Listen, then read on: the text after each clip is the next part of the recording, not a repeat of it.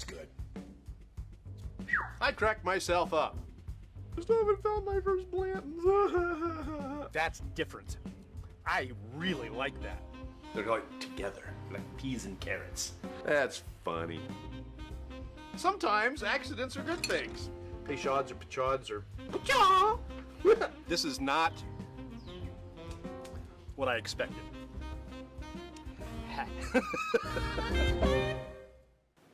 And welcome, and Merry Christmas. And we're looking forward and saying Happy New Year as well, because we won't see you till next year. See, I had to do it. Somebody has to do it. Somebody always has to do it. See you next year. Hey. Yeah, okay. Anyway, yeah, this will be the last Bourbcast of 2024. What a year. What a year. We're not going to be talking about the best of 2024 until the next Bourbcast. Something I was going to do, and I forgot all about it.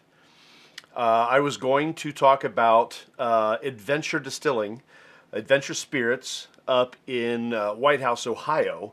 I got the chance to go to their open house a week or so ago, and they've got some interesting things going on. They are serious. They are already distilling their own stuff. They do have some stuff that's sourced, but they are distilling their own stuff, their own distillate. They're making gin, vodka. They're making their own bourbon. They're doing stuff, and they've got some that they're aging a little lower, and then they're going to get up to an age statement in time. They're really serious. So, and if you are in Ohio, you can find Adventure Spirits on OHLQ. They are there, and they're working right now on being part of the Ohio Bourbon Trail, which will be a lot of fun when they get a chance to do that. I got a chance to try some things that they have that they're working on. They want to do a rum. They also are distilling maple syrup, or maple sap, I guess you could kind of look at it that way. And I got a chance to try that, and it is fantastic. It's like 94 proof right now, or 96 maybe, but distilled maple syrup. And there's some other things that they want to try as well. They want to do a honey. They want to do a distilled honey. That should be very interesting. They've got some stuff that they're resting in rum or in honey casks now. It's just they have got some really, really great ideas, and it's a new distillery, and it's opening. Like I said, it is open now in White House, Ohio. If you get a chance to head up that direction, it's towards Toledo. It's not hard to find. It's right there on Main Street. They're in an old bank, and the old bank, as a matter of fact, was even robbed by Pretty Boy Floyd in a flurry of robberies that ended in his death. So there was like 12 banks that got robbed. This one that Adventure Spirits is in now was one of them that got robbed, and of the 12, the last one was, well, his last one. I got to be the ribbon cutting, and I got to meet the mayor and the previous mayor, and it just a really great place, and I see great things coming from them. There's a drive-through of the bank that they're going to turn into Ohio's only actual wooden rickhouse. It's not going to be humidity controlled. It's not going to be temperature controlled. They're thinking about leaving the thing open, but it's going to be a wood rickhouse, and it'll be the only one in Ohio. So that should be very, very, very cool. All right, so let's get into this. You're waiting. Brian's watching, and Nate is watching. Let's get into this. The vote came at Eagle Rare. So this has already been poured, and it is number 12. Yep. So this is the Eagle Rare 17 year. This is part of, well, let's get into it. I'll read the whole thing here. First of all, this was released in October of 2023. It's 101 proof. We'll get to that in a little bit. 101 proof, that has a significance when it comes to this. It's owned by Sazerac. It comes from Buffalo Trace. It's aged, now I know this says 17 year, but this one in particular was aged 19 years and 3 months. And we'll get into that in a minute too. Mash bill number 1, rumored to be 75% corn, 10% rye, or maybe a little less, and 15% malted barley, but Buffalo Trace has never officially disclosed that information. Its MSRP is $125. Really not bad for a 19-year-old whiskey. I want to get every drop. I just want to keep coming. There's got to be more. All right. Okay. All right. So while previous releases have exceeded the bottle's 17-year age, put that there. The 17 has basically become baked into the whiskey's name. Buffalo Trace seems to treat it more like a minimum age requirement than an actual age. So this is 19 years, 3 months. Like the rest of the BTAC series, the Buffalo Trace Antique Collection, BTAC, George T. Stagg, Sazerac Rye 18-year-old, William LaRue Weller, Thomas H. Handy, and yes, this Eagle Rare 17. Annual releases are often compared to each other. Now, I can't do that because I've never had the Eagle Rare 17 before. I've had all the rest of them. I've had Sazerac Rye 18-year-old. I've had George T. Stagg, William LaRue Weller, Thomas H. Handy. But this is Bill's watching. Hey, Bill. But this is my first time getting into the Eagle Rare 17. It's one I've been wanting for a long time. So this is the first time. Eagle Rare actually got started in 1975 by Charles Beam, the grandnephew of Jim Beam, who at the time was the master distiller for Four Roses. Eagle Rare was then owned and marketed by Seagram's, and rumor has it that because it was 101 proof, it was being set up to compete against a very popular whiskey in that era in the 70s, Wild Turkey 101. They even made an ad to go against the Wild Turkey 101. Carve the turkey, pour the eagle. That is the label of Eagle Rare when Seagram's owned it. So yeah, so that was they went up to go against Wild Turkey 101. It seems like Wild Turkey 101 is like a target because these folks, Fighting Cock, they also started this brand to go after Wild Turkey 101, and they even named it Fighting because they wanted to fight against it. It's inexpensive. It's 103 proof instead of 101 proof, and it's a little warm. It's warmer than, if I remember right, it's a little warmer than the Wild Turkey 101. Let's see. Eagle Rare, low rye, under 10% or right at. Aged 10 years in a heavily charred virgin white oak cask. That's an alligator char that the actual Eagle Rare sits in. And it was more expensive comparatively than it is now, right? So Eagle Rare, when Seagram's had it, was an expensive pour. Today it's not that expensive. The MSRP again on the Eagle Rare 17 is $125. This one ranges right around $40, $45. Sazerac bought Seagram's in 1989, and that slurped up Eagle Rare and Benchmark brands. And then Sazerac bought the George T. Stagg Distillery in 92, renamed it Buffalo Trace. Eagle Rare 101. Okay, Eagle Rare, this bottle, the 10-year, was 101 proof until 2005. Buffalo Trace dropped it down to 90 proof. In 2000, the Antique Collection was introduced. Eagle Rare 17 was also 90 proof at that point. But in 2008, it went back up to 101 proof. So the Eagle Rare regular thing used to be 101 proof. Now it's down to 90. This has been bumped back up to 101 as of 2008 for the 17-year. So these, I was going to compare them, but they're really not comparable anymore.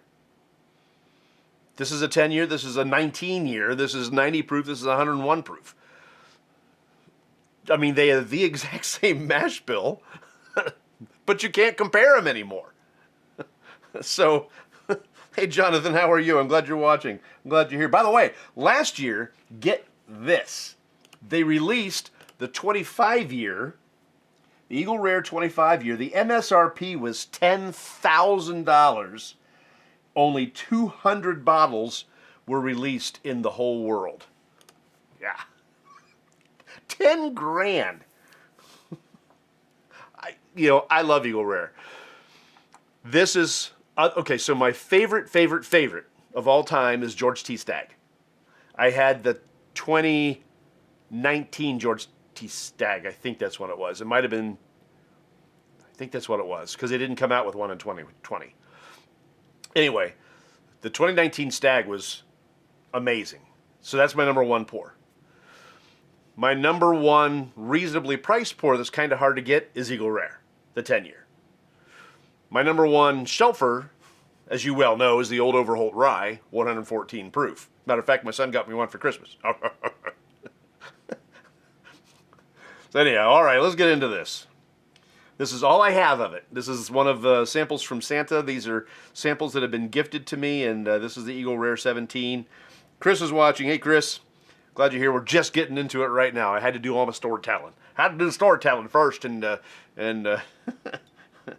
it's time to finally get into the Eagle Rare 17. All right. I did cheat a little bit, and I read some notes. I don't remember them all, but here we go.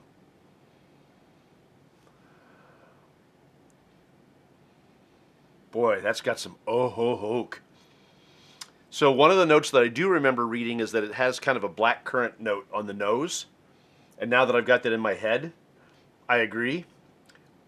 Had I not read that, I might have thought, black cherry? Maybe a hint of black raspberry or blackberry. There's a really nice honey note on it. I don't think anybody mentioned that. I don't know. I might be.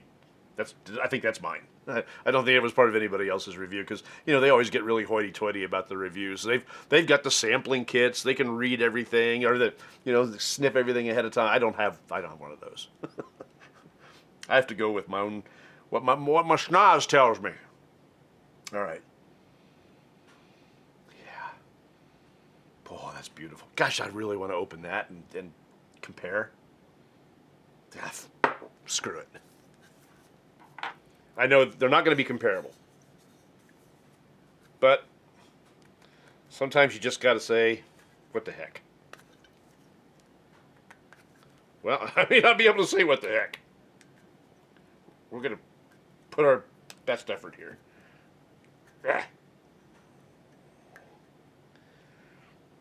This thing is arguing with me. What a mess. I'm getting there, though. I'm getting there. I'm making some progress. And you know what happens when you open Eagle Rare? You drink Eagle Rare. That's right, I opened it. Merry Christmas to me. All right. Okay. All right, so let's get back to it here.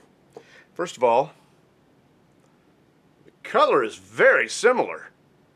Now, one of the things I learned at Adventure Spirits in White House is that when you put a big char on your barrel, it can reduce the amount of color and flavor that you get out of your barrel, believe it or not, because the char does not provide flavor. The char provides color. And for the liquid to get flavor, it has to get through all that char before it can finally get to the wood and work its way in and out. There's been some research done recently that shows that you can get a darker color bourbon with a lighter char, even at lower years, lower age statements. I don't remember everything they told me, and I had to look into it more, but that sounds amazing. And it makes sense. There were some things about the charring of the barrels that I did not know that I learned. So, I always thought the charring of the barrels would impart some flavor, and it really doesn't because you're talking about carbon, and carbon pulls flavor out, right? Carbon is what you do to filter things. I don't know. It was really interesting. But anyway, there's very little color difference in the 17 year, which is actually a 19.4, 19.4, 19.2, 19.3. 19.3 versus a 10, and this is a minimum of 10, so this could actually be a 12 or a 13. That's the way they do it. Hey Spencer, how are you? This is the way they do it with Eagle Rare. All right, so we were going to compare the nose.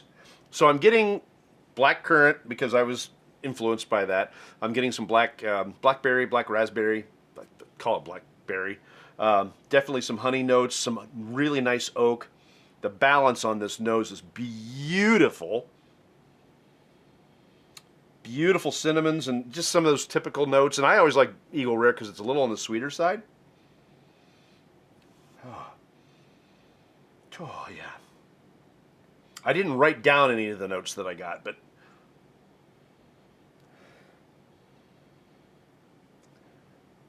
boy, there's something I can't. I want to say like a dark brown sugar. All right, so that's the 17. This is the 10. Oh, there's no comparison. There's no comparison on nose at all. None. No comparison. This is the 10 year. It is, and again, minimum of 10. This could be 12, 13 years. They don't let it out of the barrel until it's done. And if it's not done, they don't let it out. Simple. So, yeah. Oh, yeah. This is so much more fragrant. So much more. All right. So I know they're not comparable, but I'm gonna prime my palate with the Eagle Rare 10 year.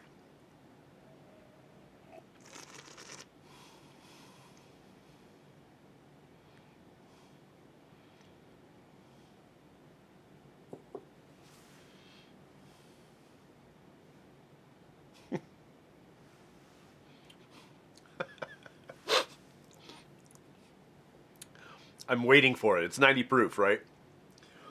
Last night, my Christmas pour was Larceny barrel proof. It's 124 proof. So, so I'm doing this at 90 proof, and I'm like, come on, where you at?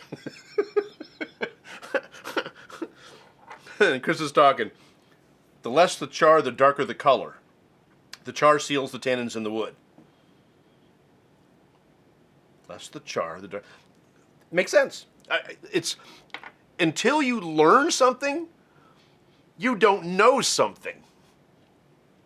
And when I studied to become a bourbon steward, they talked about the char, but they didn't talk about all the different levels of the char. And they talked a little bit about alligator char, but they didn't talk about the effect of the char and what the bourbon is doing in that barrel with the char there, and why go with a number 1 char versus a number 4 char. You don't learn that in the stave and thief class that makes you a bourbon steward. Excuse me, that's something that you learn by talking to people. You can become an executive bourbon steward, and that might help a little bit, but I haven't done that yet. That's expensive, and I just haven't had the opportunity. But there's so much more to learn. And Joe Carter, one of the partners in Adventure Spirits in White House, I mean, the level of knowledge he had a year ago when we were doing 13 Colony together, and the level of information and the level of knowledge he has now, night and day difference. He has far exceeded my levels of knowledge, and I have a lot that I can learn from him as I continue to get more and more ingrained in what they're doing there. I'm not in any way involved. I just want to go there a lot. I want to go and I want to hang out and I want to learn, because this is a great opportunity for me to do so. All right, let's get into the Eagle Rare 17. I gave you some nose. James is watching. Hey, how are you? Matthew's watching. Yeah, Austin. Eagle 17. Here we go. We did the nose. Now I've got my palate primed. Here it is.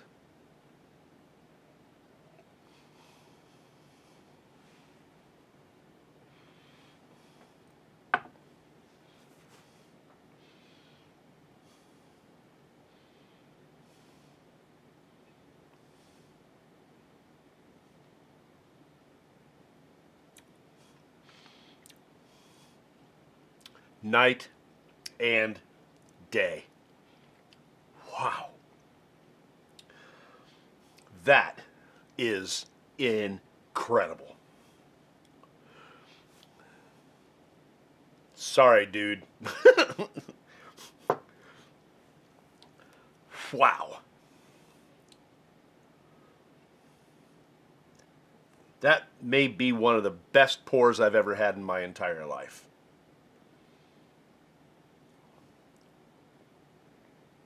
Wow. That's all I have left. That first sip was large, but you know I do that. The balance was marvelous. At 101 proof, again, we talked a little bit about fighting cock because they're another one that was battling wild turkey like this one. This is 103 proof, and this is hot, but it's not nearly as aged. This is 19 years and 3 months, so it's had time to, even though it's 101 proof, it's had time to mellow out in the barrel, and the balance is amazing. And it hasn't lost anything on that proof. It's still 101 proof, but it's a very mellow. It's got more bite than this 90 proof, this 10-year 90 proof for sure. But it is just smooth and flavorful and beautiful, and I want to marry it. Good gravy, that's good. So I had the opportunity to have an Old Fitzgerald. This is all I have left of it. This was bottled back in the 60s by Pappy himself. This is a sample that was given to me. I had a little bit more in it. Not a lot more, a little bit more. I've had about half of it. Pappy Van Winkle himself barreled this. And I remember tasting it and falling in love with it and thinking this is magnificent. That's better. That Eagle Rare 17 is better. My goodness. All right, I don't know that I can, I'll try to give you, I'm not even going to put any water on this. That would be an insult. It's already been opened, right? It was already opened because it's a sample, so it didn't, it's not a neck pour. I don't have to mellow it down. And I'm not gonna. There's not enough in here to do it anyway, but I do want to try to get you some notes if I can. Oh, Austin, you sent me stars. I don't know what to do with those. Somebody else did that once. I don't know where they are. I don't know what to do with them. But thank you. All right. And Austin, you sent me some samples as well, and I have them sitting down here. So we'll get into some of those in January. All right. Gosh. Oh, I almost don't want to finish this. I want to put it back in the sample bottle. I'll never touch it again because I may never see another Eagle Rare 17. I mean, I haven't seen one. This was a sample. It came in this. Okay. All right.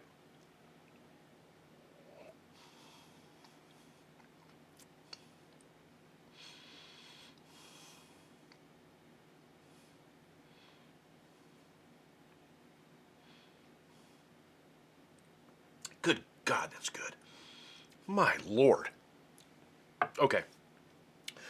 Very nice oak, but very balanced. This is probably one of the best balanced pours I have ever had.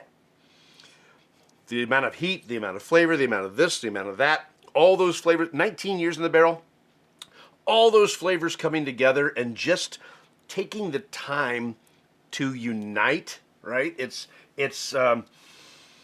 not like, you know, a younger barrel, you can pick out certain things and go, oh, I'm getting a lot of cinnamon, I'm getting a lot of tannin, I'm getting a lot of vanilla, I'm getting a lot of raisin, you can pick those things out.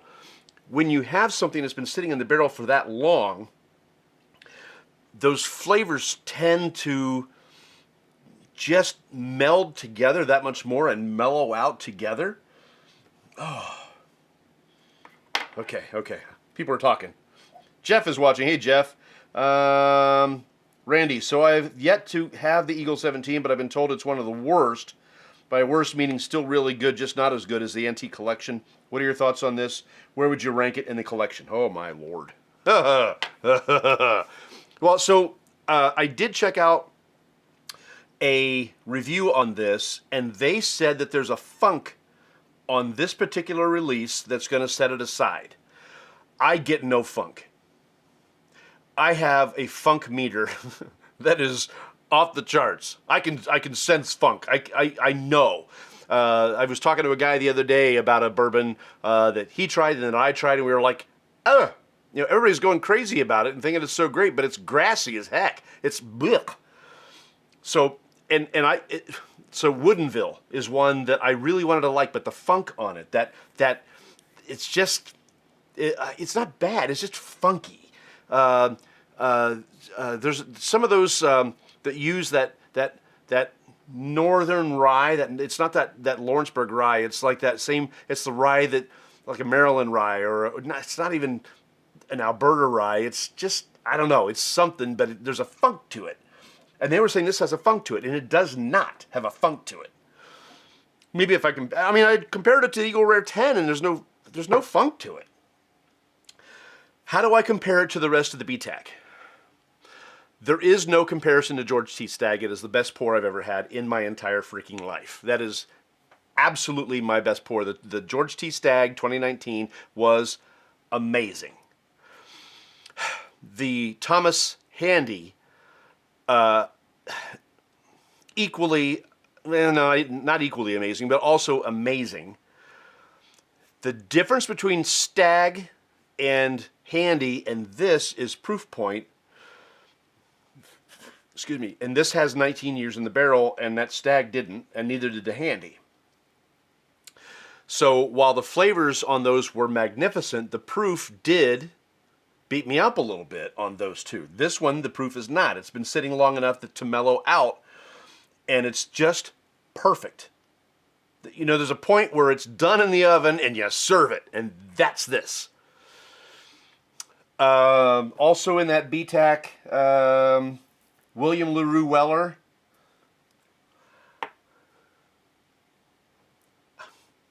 I'm trying to remember if I think I've had that. I think I've had it. I may have talked out of turn earlier when I said that I had all those. I'm not 100% sure that I've had the William LaRue Weller. I might have. You'd think I would remember if I did. I know I had the Handy and the Stagg. And then, and the Sazerac 18-year-old.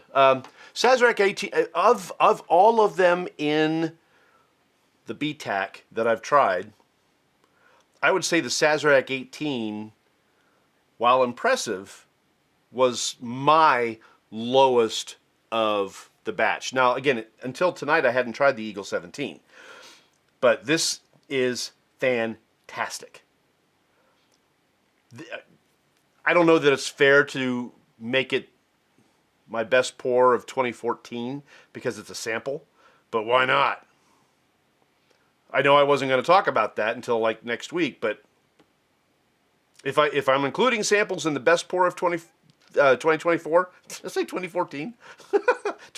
Jeez, time just woo. 2024. This is it. Yeah. Okay. One little sip left.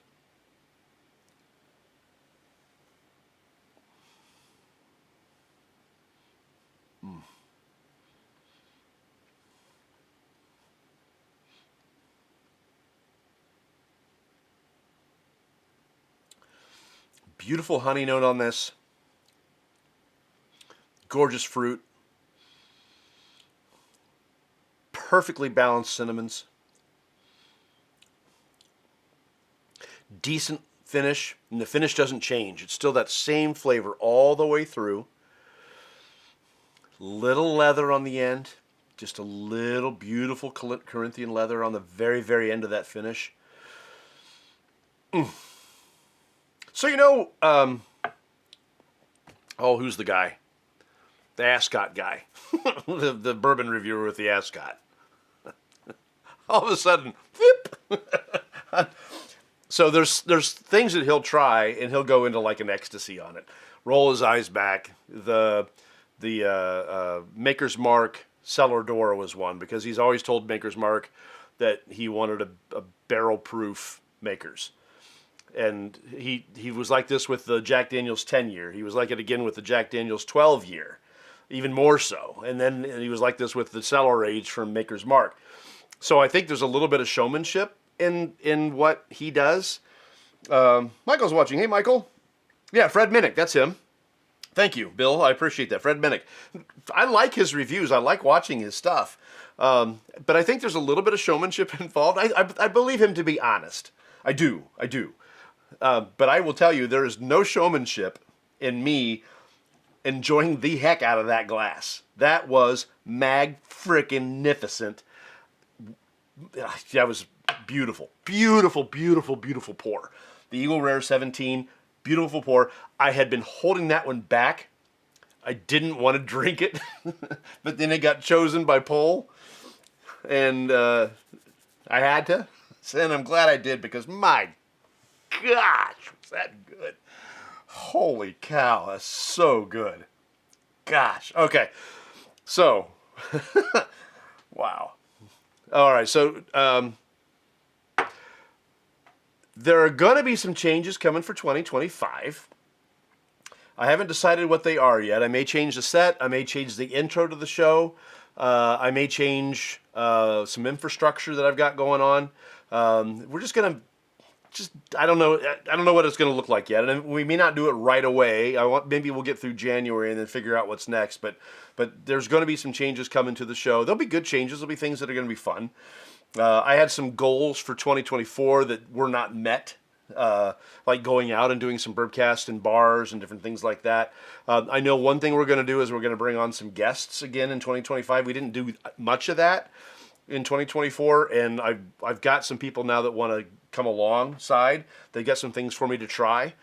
So we'll be doing hopefully a little bit more of that in 2025, and that'll start probably. I don't see it in January, maybe February, and I will. I don't know. I don't know if I do anything with a set is to make it bigger, so I can have guests down here instead of upstairs where it's just difficult.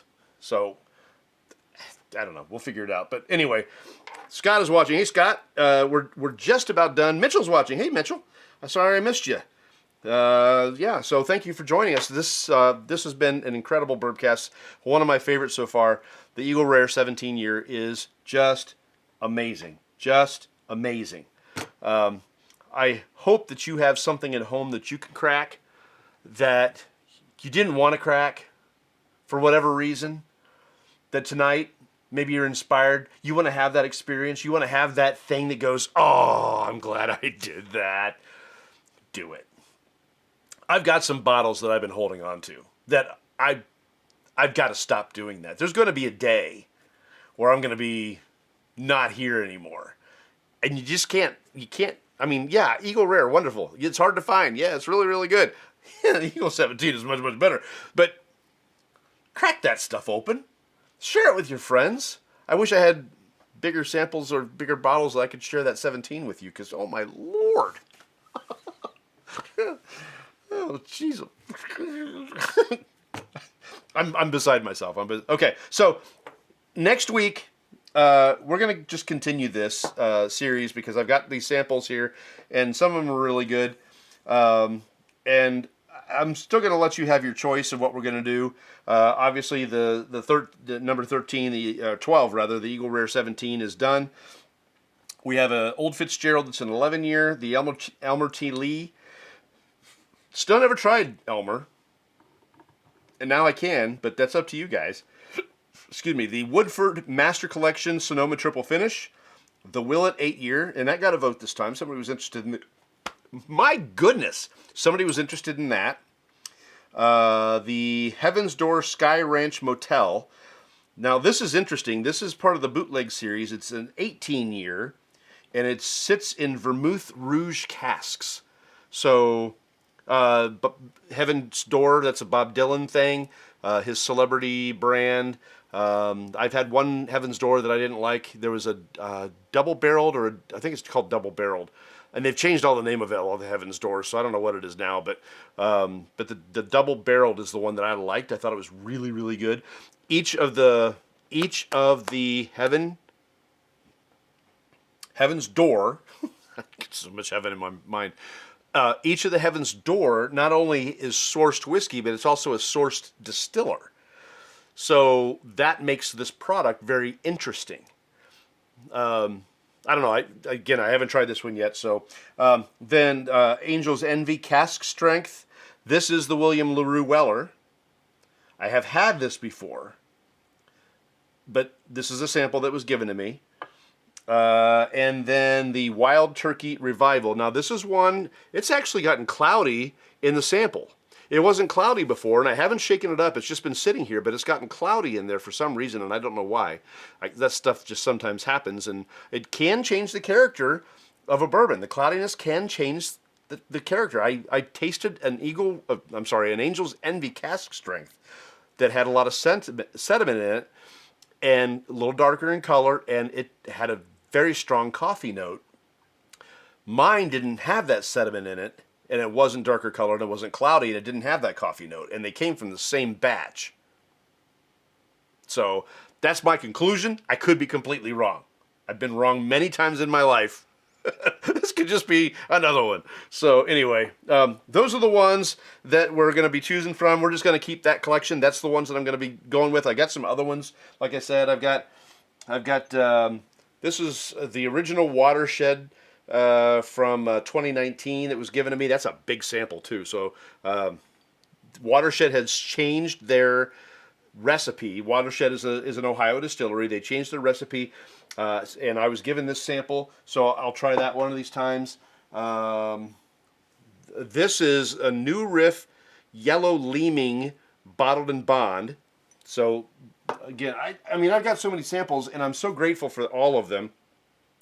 This is somebody that took mellow corn and craft aged it in their own barrel. So if you're not a mellow corn fan, I like it. I don't hate it. I don't love it, but this will be interesting. And another gentleman just sent me something just a few weeks ago. That's something that he craft aged at home, and I don't remember. I still got the description upstairs with that sample.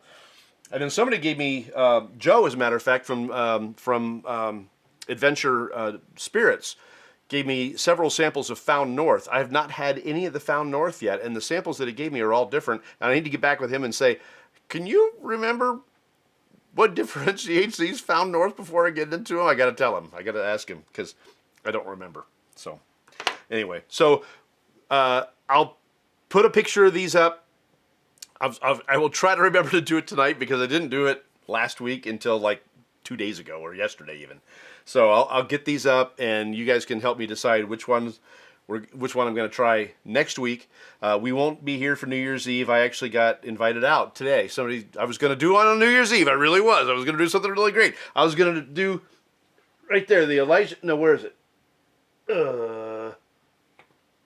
Right there, next to the Russells or next to the Nulu. I was going to do the Elijah Craig 18 on New Year's Eve because it's special. But now I've been invited out, so I have to wait. I have to wait to do the 18. Dee's watching. Dee, how are you? It's good to have you on here. That's so cool that you're here. I was just thinking about you the other day, as a matter of fact. So, awesome. And happy birthday to come. It's on the way. It's January 12th, if I remember correctly. So, happy birthday on the way. And you're still older than me. All right, so this is the end of it. I'm gonna be done. I'm gonna drink this Eagle Rare 10-year, and I'm gonna be disappointed in it because the 17-year just absolutely rocked my world. You'll get a chance to vote on these. I'll put them up online shortly. And thank you so much for watching. It's the day after Christmas. You could be doing anything else, but here you are, and you're watching me be silly, and I appreciate it. It means a lot. We'll see you next week, January 2nd, for whichever one of these you vote for. We'll see you later.